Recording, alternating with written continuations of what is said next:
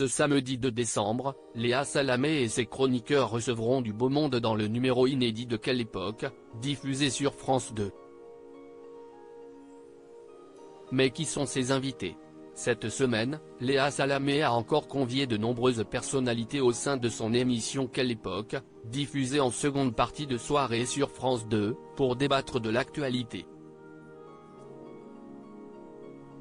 Face à la compagne de Raphaël Glucksmann, les téléspectateurs retrouveront une ribambelle de journalistes tels que Natacha Polony, directrice de la rédaction de Marianne, Benjamin Duhamel ainsi que Franz-Olivier Gisbert, dont le 3e tome de son livre Histoire intime de la VE République est disponible en librairie depuis le 2 novembre dernier.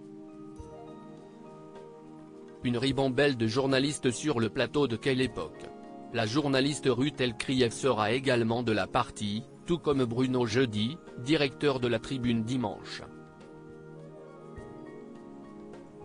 Aux côtés du journaliste, on retrouvera Anna Cabana, qui a rejoint les rangs du Nouvel Hebdomadaire.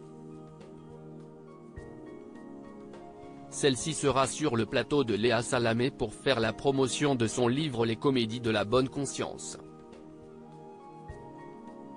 Un ouvrage dans lequel la bonne conscience sert de masque à des moralisateurs sincères, de vrais tartuffes ou de faux vertueux. La journaliste prend alors ces femmes et hommes de pouvoir, de lettres, de médias sur le vif, au détour d'une situation ou d'une rencontre, pour mieux croquer les comédies de la bonne conscience. Camille Vigogne, Brice Teinturier. Les autres invités du numéro inédit de Quelle époque.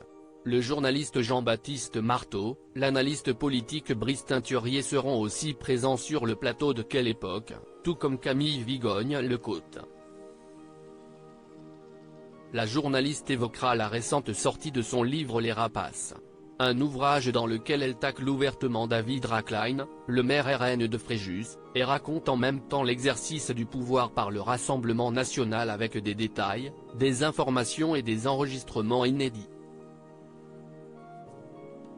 Léa Salamé recevra également Pablo Pillo-Vivien, rédacteur en chef du magazine Regard, qui a récemment créé la polémique en dressant un parallèle entre le drame de Crépol et la guerre des boutons de Louis Perjot.